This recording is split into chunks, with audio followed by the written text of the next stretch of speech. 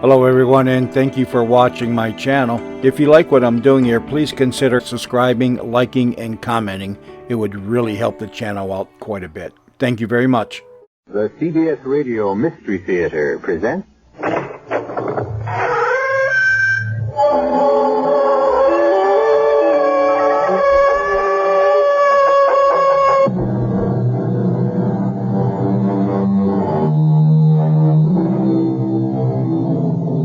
Come in. Welcome. I'm E.G. Marshall. Welcome to Mystery and Tragedy, and the one redeeming feature of disaster. It seems to bring out the best in the survivors.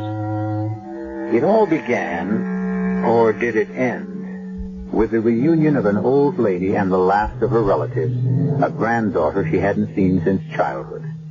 A place? Stratfield's busiest department store, Mayberry's. The time, 13 minutes after 1 o'clock. If you're superstitious, you could read that in Army or European time. 13:13. By coincidence, that's when it happened.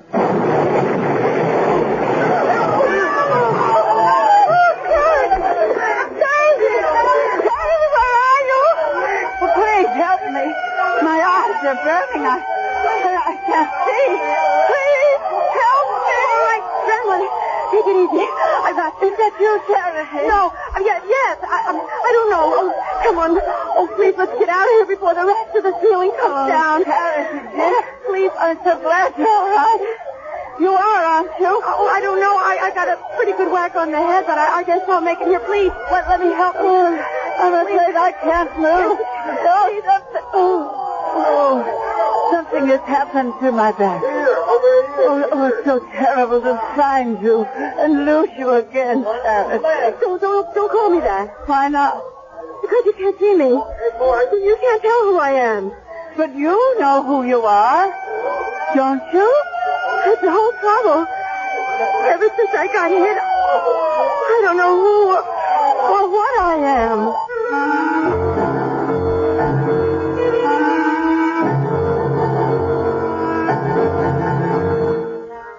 Our mystery drama, Charity is Never Dead, was written especially for the Mystery Theater by Ian Martin and stars Virginia Payne and Rosemary Rice.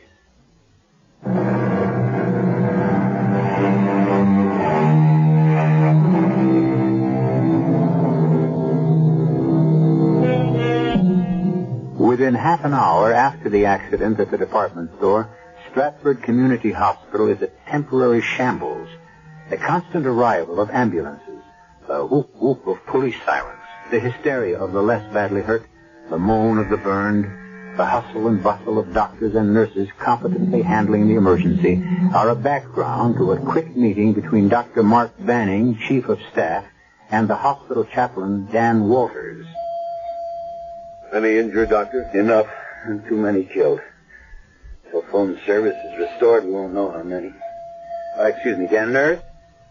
Expect upwards of 100 casualties. Refer all ambulance to Dr. Fleming. Free out to go to staff lounge. The ready room in the corridors are jammed already. That's all for now. Yes, Doctor. Hope we won't need you, Dan, but I'm afraid we're going to. The minister not only offers solace to the dying, but prayer and comfort to the living. Of course. I'm sorry. I didn't mean... The phone. Thank heaven, communication again. You want to get it, Dan? Yeah. I'm carrying in someone who looks like emergency. Can do. Dan! I'm glad to see you. Are you all right? Don't worry about me. But you were going shopping at Mayberry's this morning. Well, I couldn't find the right thing there for Mother's birthday, so luckily I was a few stores away when the explosion went off. I know what caused it. A new boiler. Improper installation. Pressure backed up somehow and blew Mayberry's ground floor to ribbons. Thank heaven you weren't there. Well, thank heaven I was near enough to be of help. But I appreciate your concern, Mark. I ought to be concentrating more on patients. What have you got there? Mrs. Chandler. Flash burn, both eyes. I don't know how serious. Also, she was hit by a heavy beam falling. Back. Broken? Possibly. But it's more complicated than that. Possible renal failure. I'm sure both kidneys are crushed. Charity, I got to go back to the store. Find my granddaughter. That's all I have. Please, please. We'll find her, Mrs. Chandler? She was there. I talked to her. Where is she? You rest here. Who is that? Who are you? Dr. Logan. Dr. Ann Logan. Oh. Now you rest and we'll take care. Charity, please. I need charity.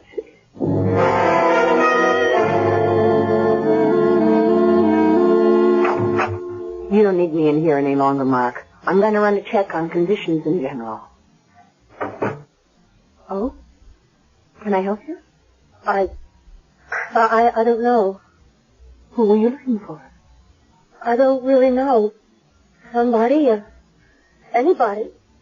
No. No, somebody. How did you get up on this floor? Here? Oh, the stairs. I was looking for... I thought I might find somebody who belonged to me. Were you in the explosion at the store? Was I? Try to remember. Did the police bring you here to the hospital? Yes. The ambulance took the old lady, and I came in the squad car. Were you hurt? Oh, just my head, a bump. Oh, let me see. Did anyone examine you? Well, an intern looked at me and asked me to wait, only I couldn't, you see. Why not? Well, because I had to find somebody. I didn't remember who, or where to begin, except with this. What is it? Just a piece of paper, like from a phone pad with a number. 380. What do you think it means? A room, maybe? There's no such room number in this hospital. Oh, I thought maybe it might be the old lady's. What old lady? Well, just someone I met after... What is this for? I don't know. What was the old lady's name? I don't know. What is your name? But that's the whole trouble, don't you see? I don't know that either. When you were examined, didn't they ask your name? Yes. And? I didn't have a name to give them. I thought if I just sat still for a while, the shock would wear off. Now, don't worry. It'll all come back. I'm Dr. Logan, and I'll see you a little later. You have amnesia. You'll have to have a thorough examination to make sure there's no concussion. Well, I really thought I was all right. But I guess I'm not. We'll find out why. And fix it.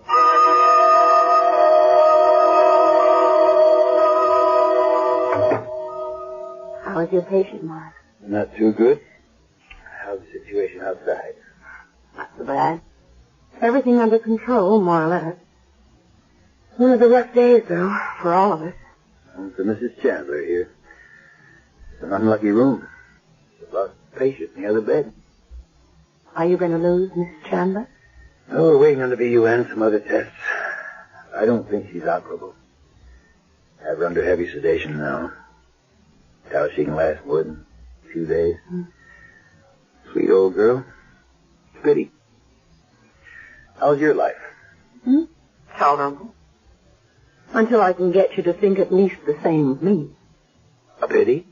No. Sweet old girl. You can drop the old. Oh, come on, Anne.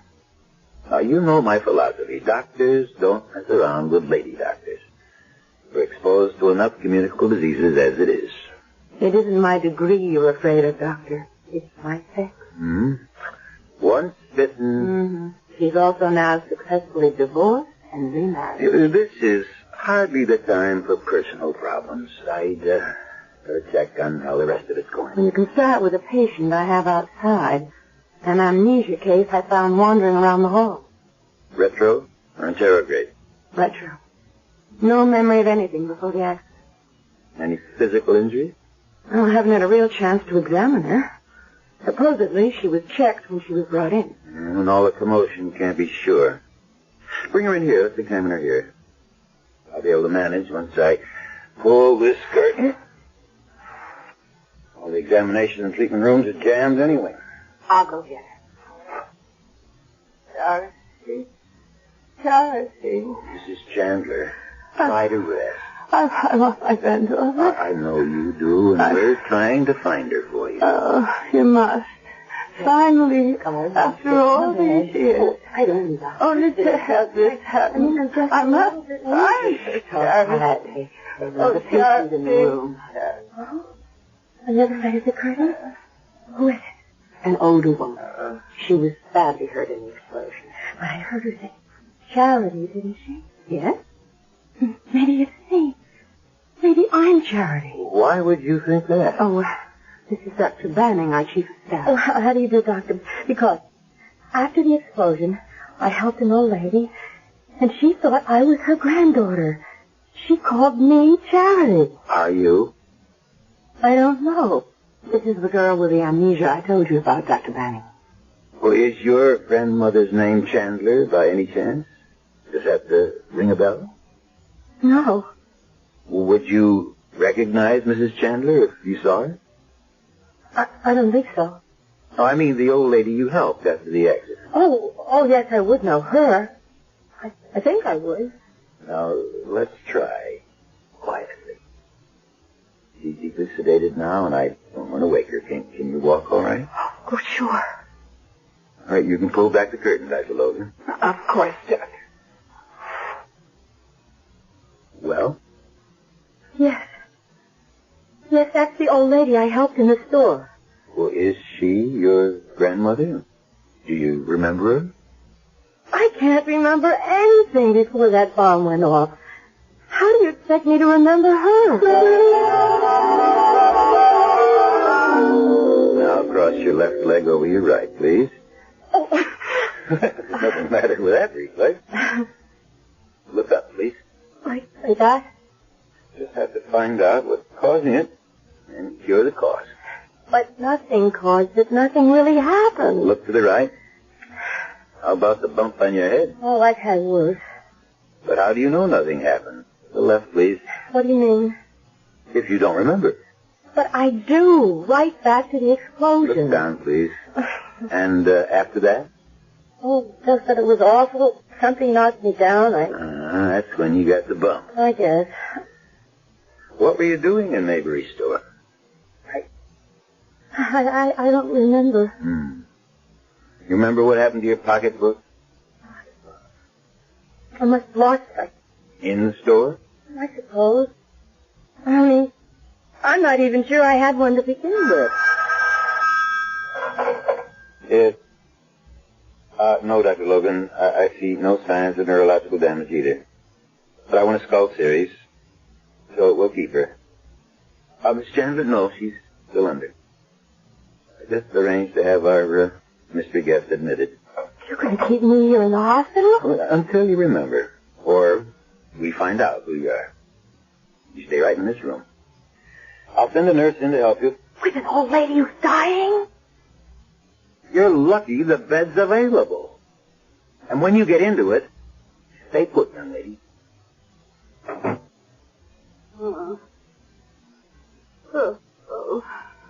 Miss Chandler. Mrs. Chandler? Are you all right?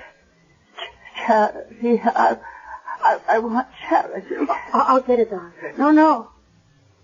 Give me your hand. Don't you know that all I want is you, dear? Just hold my hand, Charity.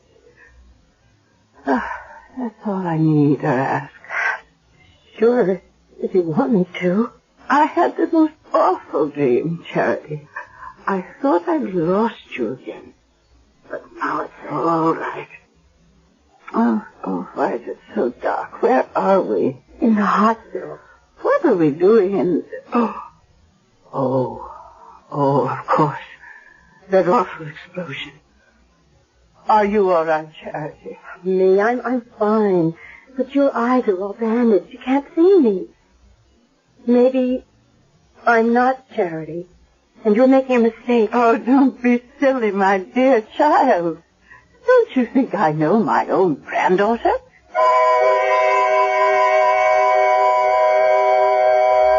In the bed, the old lady, her eyes bandaged, lies breathing quietly, holding the girl's hand.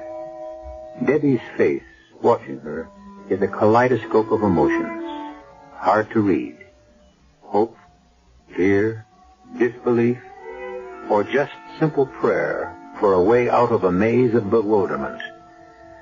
We certainly won't even begin to know the answer to any of these questions, at least until I return shortly with Act 2.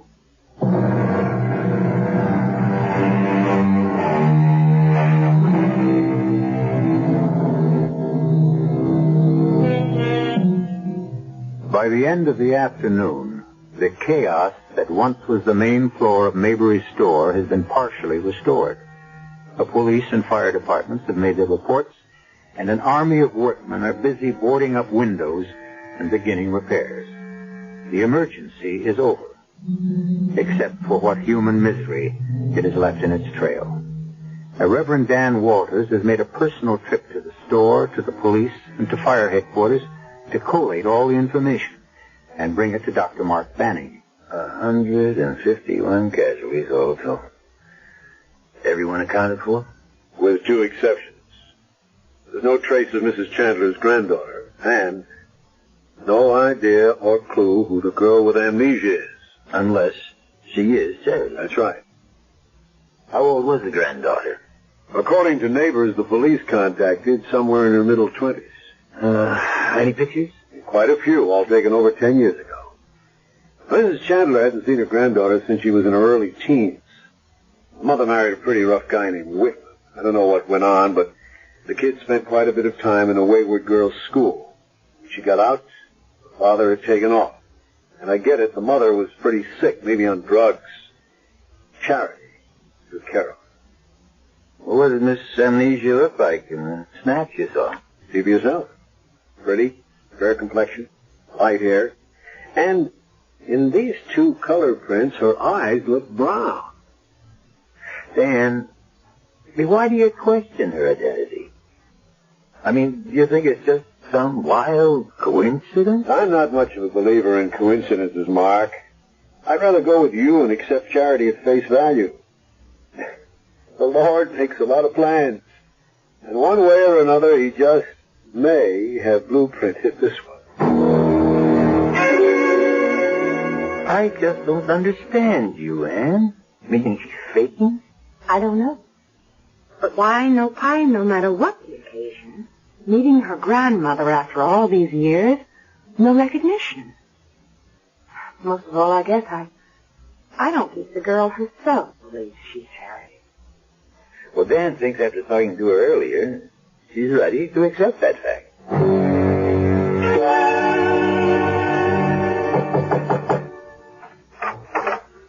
Chaplain Walters, Charity. May I come in? Of course. I see you're comfortably set. Well, that anyway.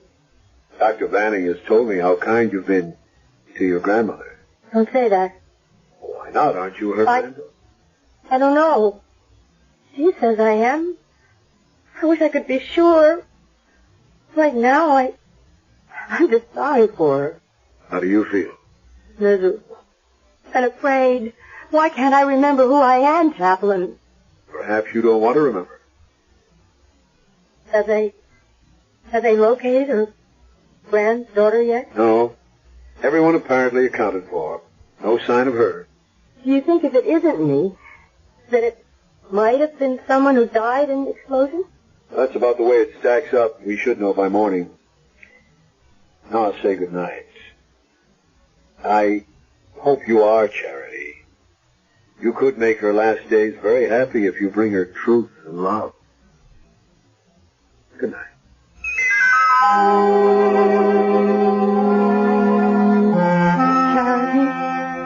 Charity, are you there? Yes, I'm here. Oh, are we alone? Yes. I thought I heard you talking to one of the doctors. No, just the chaplain. Were you talking about me? Sort of. Have you talked to the doctors about me? Well, not really. About whether I would ever see again? Well, too soon for them to say. No, Charity, dear. They know.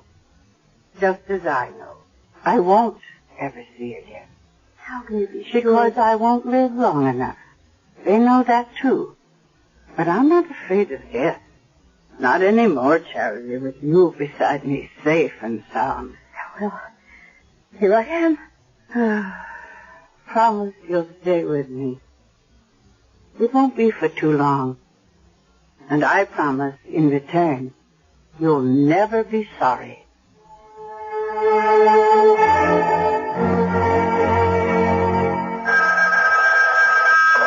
Dr. Banning, yes. Who? Chaplain Walters? Sure, send him in. Oh, and nurse, put a page on Dr. Logan if she's in the hospital. Ask her to come to my office. Hi, Dan. Find the perch. Oh, what's on your mind? I spent most of the night at Mayberry.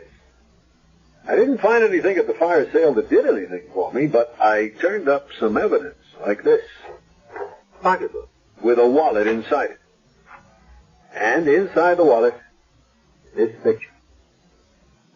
Well, that's Mrs. Chandler.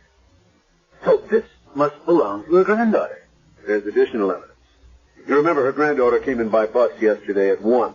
Proof, item, 1 ticket stub made out to a charity whip. So our Miss Amnesia must have dropped her pocketbook in the excitement. Well, we're out of the woods. She is charity. That would make it all so nice and simple, Mark, but it just doesn't wash. The bag with the wallet in it was clutched in the hand of a young woman they just dug out dead in the debris. I'm afraid Charity Chandler is dead. Oh, what rotten luck. I mean, Mark, Dan, I just came down from the room. Mrs. Chandler has no more chance of living than she had when she was brought in. We have her on hemodialysis now, but that's only supportive.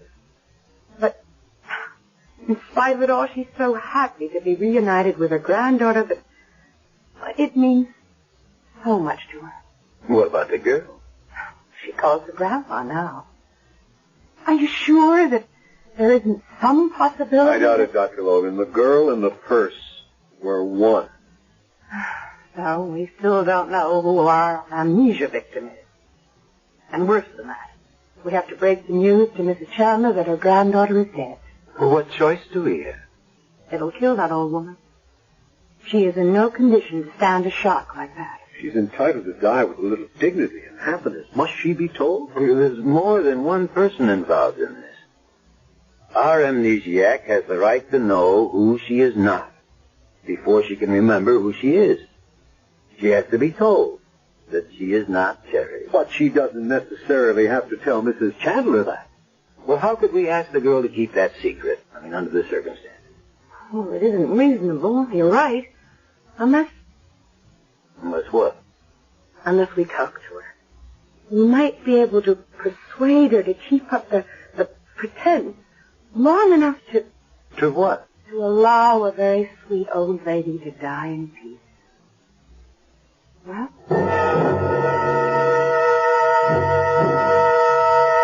You wanted to see me, Chaplain? Yes. Forgive me for not coming up to your room. No, I'll close the door. Hello, Dr. Logan. Won't you sit down? I hope I won't be awake too long. I don't like leaving Grandma alone. Grandma? Yes? I've made up my mind. Or rather, she has for me. That you are Charity Whitman. If I'm not, then you tell me who else I am. I'm sorry. I wish I could. But I can't. But you don't think that I'm Charity. Is that what you want to see me about? Dan, tell her what you found out. The police have found a young woman who is. The real Charity Whitman? All the evidence points to it. Oh, then that makes me nobody again. Where is she? Dead. Killed in the explosion. It's all right. Go ahead, cry. Oh, it's not for myself. Only for that dear old lady upstairs. I'm sorry. I didn't mean to go to pieces. You didn't. And I lied some. It is for Mrs. Chandler. But it's for me, too.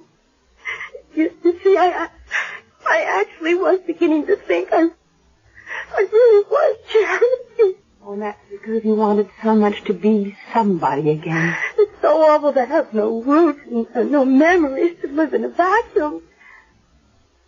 So alone. Well, there's always someone worse off. Think of Mrs. Chandler. How alone she'll be when she learns the truth. Well, you're not going to tell her. What else can we do? You'll break her heart. You'll kill her. Under the circumstances, we can't ask you to keep on pretending. Why not? If she still thinks I'm Charity, at least she'd have a few days of happiness left. Do you think you could bring it off? Why not? I've done it so far. Because you thought you might be. Now it's deliberate deception. And I'm not sure that Dr. Banning would agree to it. Why wouldn't he? Many reasons. One is, you might remember any moment who you really are, my dear. You. My dear. It's a terrible thing not to have a name to be called by. And it could be my name. And if I have another, maybe there's a reason enough that I want to forget it. Oh, I gotta get some air. You all right? Oh, sure, happy as a clam. Maybe we better get you back up to bed. Dr. Logan, I'm all right physically. The trouble with me is in my head. What is it? Nothing. For a moment, Nothing. Just, I've made up my mind. And I don't care what any of you say. For her sake, for my sake. From now on, you'd better all just call me Charity.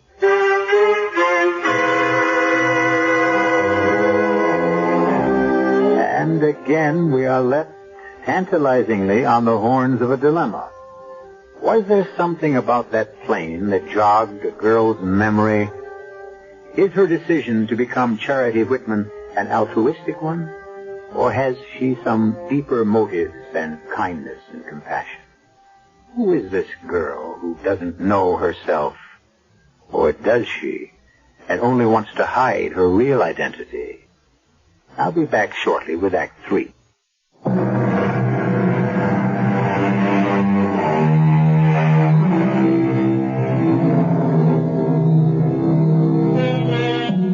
It's another day, scrubbed bright with clean sunlight. A day for surfing, or sailing, or climbing a gentle mountain. Or just lying lazily in a field and watching the sky. For most people, that is. For the 5 people in our story, and in Stratfield Community Hospital, it's to be a very different day. A day of sadness, suspicion, and dilemma. Mrs. Chandler is mercifully asleep. Death not very far away now. Charity and the chaplain are walking in the hospital gardens. And Doctors Logan and Banning are huddled in a corner of the cafeteria over morning coffee. Poor Mark. You look so tired this morning. I'm not tired, Ann. I'm worried. About what? Well, about this deception I've agreed to. Our business is healing, not playing with human emotions.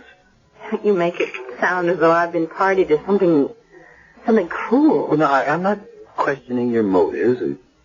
Just whether any of us have any right to contribute to deceiving a dying woman. Just to give her what happiness we can? Even though she barely knew her granddaughter, it's obvious she was, or is now, the center of her life. Yeah, there's no doubt of that. Then, since she's convinced the girl is Charity, whatever doubts we have, who are we to question that? But damn it, I am chief of staff of this hospital. I'm sticking my neck out. There could be legalities involved. What? Well, for one thing, Mrs. Chandler may have a will. If it names Charity as beneficiary, and the girl died in the explosion, she might want to change it. She should have that right. I never thought of that. But wouldn't it just go to the next of kin? According to the hospital record, there is no next of kin. Which may be why our so-called Charity is so willing to decide that's really her name. It is possible to fake amnesia, you know. And if there's enough money involved, Oh, I don't believe that girl could do anything like that. What is it? I was just thinking. Yesterday, while Dan and I were talking to her, she was by the window and she stopped suddenly as if... As if she'd remembered who she really was? Yes. I thought she was coming out of it, and then she turned on us and told us that from now on, as far as she was concerned, we could take her for Charity Whitman. Oh, Mark, I want to believe in her. Don't let this turn out wrong.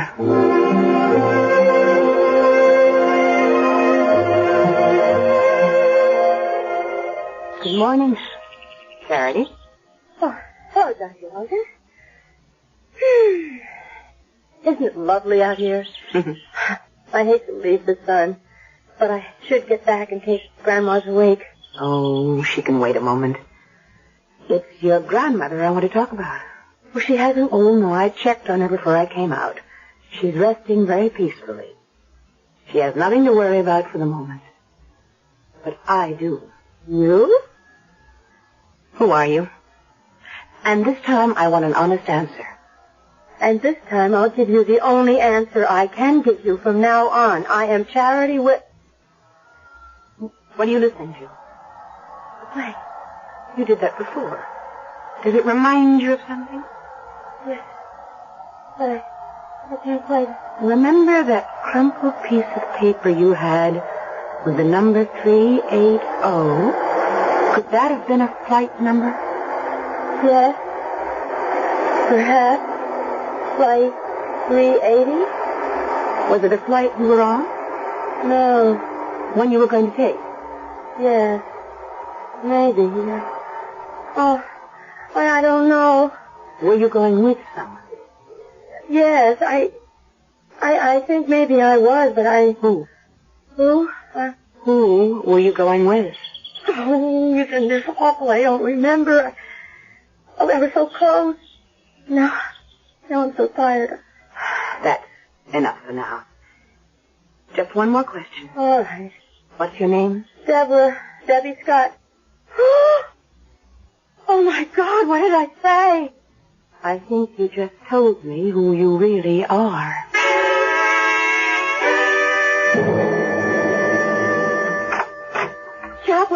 Chaplain, excuse me for bursting in like this, but I need your help. Any I can offer? What? It's all come back. I know who I am. Yes, Dr. Logan informed me. You're Deborah Scott. We're trying to trace now You didn't listen to me. I haven't told Dr. Logan everything. I wanted to talk to you first. I have some problems. As for example? This afternoon, at 3 o'clock, I'm supposed to fly to Mexico City with the man I love. Oh, that isn't a problem. That's happiness. I'm sure there'll be no trouble about the hospital releasing you in time to catch your plane. Yes, but then what happens to Mrs. Chandler? What you've already done for her has been wonderful. No one can expect you to give up your personal life now that you've refound it. Does your fiancé know you're all right? Oh, he's had no way to know that anything was wrong. You see, his insurance company transferred him to New York. I thought you said you were headed for Mexico City. We are. Look, you see, I was his secretary. The firm closed the local office where we worked, and Dan flew ahead to New York, and he's probably been trying to get in touch with me, and I don't know where he is. Didn't you call him at the firm? Well, he'd already left. He'll be expecting me to leave with him from here on his 2-week vacation. Your honeymoon, then you have to meet him. I don't want to run out on Mrs. Chandler. Not when she depends on me. Well, maybe if you talk to your young man, he might delay the vacation a few days. Mrs. Chandler hasn't got any longer than that. I don't know if he would. It's since his last vacation for a long time, and he'd probably just go on without me. Without the girl he's going to marry? I didn't say we were going to be married. Oh. Look, my only chance, really, is if I do go with him. But I know him. If I don't turn up at that plane, I'll never see him again. And I love him. How much does he love you? Granted what you say.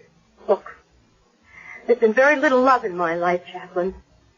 I was an orphan, brought up in foster homes. But I'm not her Charity. I'm Debbie Scott. I know what I'm trying to do for Mrs. Chandler is right. And I guess what I'm doing with Vince is wrong. But I can't be two people. Which am I supposed to be?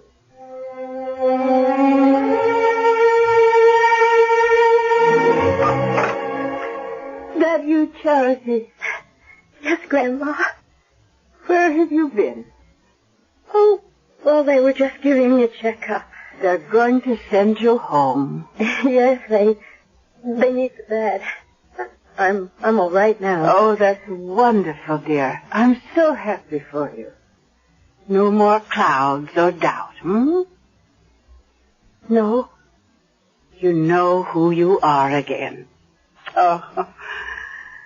Well, I'll miss not having you right here in the room with me. And I'll miss not being here with you. Darling. Yes. Come to me.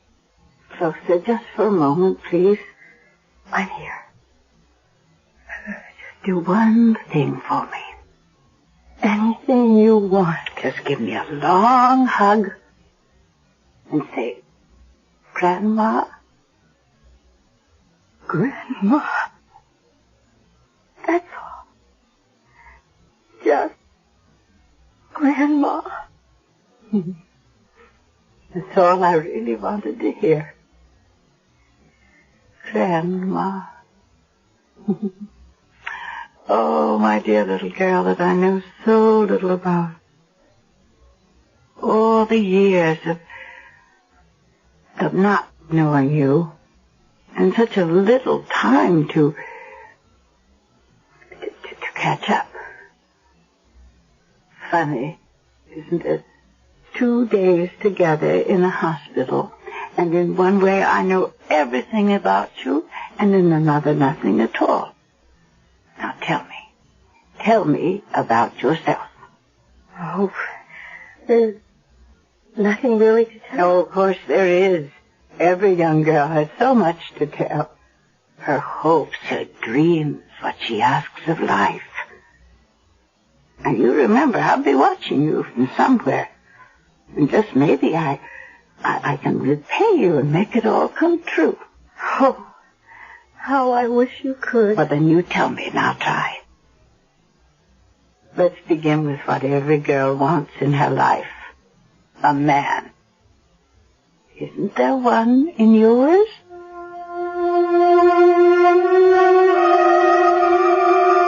And I don't know why I blurted it all out. Because I asked.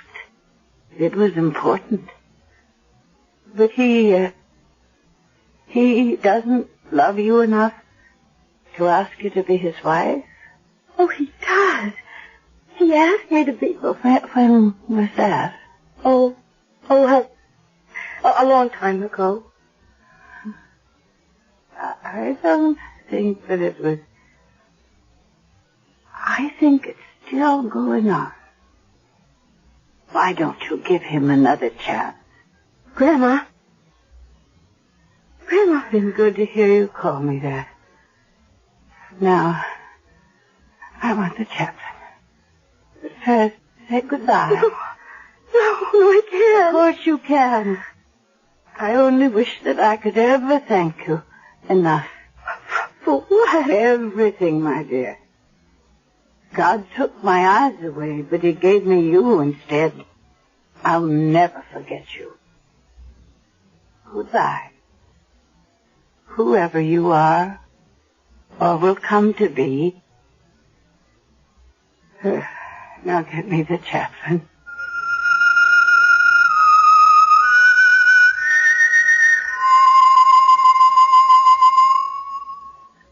So your young man decided to wait for you?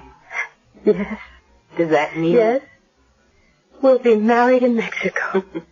Lucky girl. With me?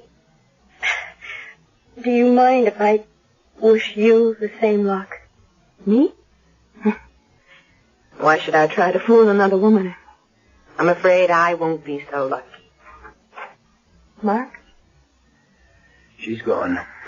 very quietly, and without any pain. Oh, no. Grandma. How silly. I've just grown to think of her that way. She's the only real relation I ever had. You may be the closest one she had. What do you mean, Chaplain? I'll read you a letter she dictated to me before she died. It's about you. I've never thought much about death, save that when it came, I would not have to meet it alone. And I didn't, thanks to a beloved girl to whom I owe more than I can ever repay. I have nothing much worth leaving in this world's goods except this ring, the one I was wed with, that Charity's mother was wed with, that now I want to give to the girl who gave me my last days of peace, who shared my final hours. I hope she wears it soon, proudly and happily, with my love and her own. She meant you, Debbie. No. She meant her granddaughter. There's nothing on the paper that says so. That's strange. You know, the last time I talked to her, she never once called me Charity. Do you think she knew? It doesn't matter. This ring was meant for Debbie Scott. When you wear it, remember to wear it with charity, in the biblical sense. Good luck, Debbie. You have every chance. There'll be someone smiling down on you every step of the way.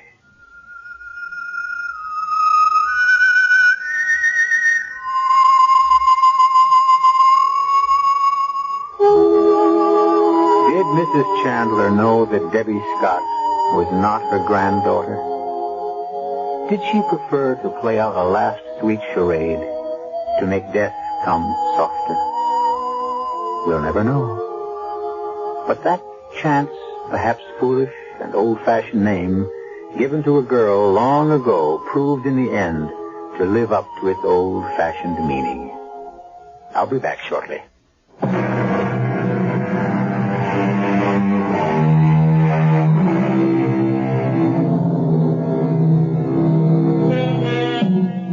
This is the Mystery Theater. And after all, what greater mystery in the world is there than love? So just as a footnote, not long after, Vince and Debbie married in Mexico City. Dr. Mark Banning managed to forget the first unfortunate marriage and marry Dr. Ann Logan. And Dr. Logan, since time was running by, decided to have a child. Actually, they both hope for a boy, but if it happens to be a girl, I wonder if they'll be tempted to call her Charity. Our cast included Virginia Payne, Rosemary Rice, William Prince, Patricia Wheel, and George Petrie. The entire production was under the direction of Hyman Brown. And now, a preview of our next tale. Everyone in this town seems to know what's wrong with my house except Helen and me. They know there's something wrong. That's all they know. Oh, and you know more, beautiful Zoe. Ah, yes. Behind those beautiful green eyes lies secret. And your attitude is one reason why I can't tell you. You wouldn't believe me anyway. Try me. All right. The house you're living in doesn't really belong to you. That house was stolen from the daughter of Marie Laveau. Marie Laveau.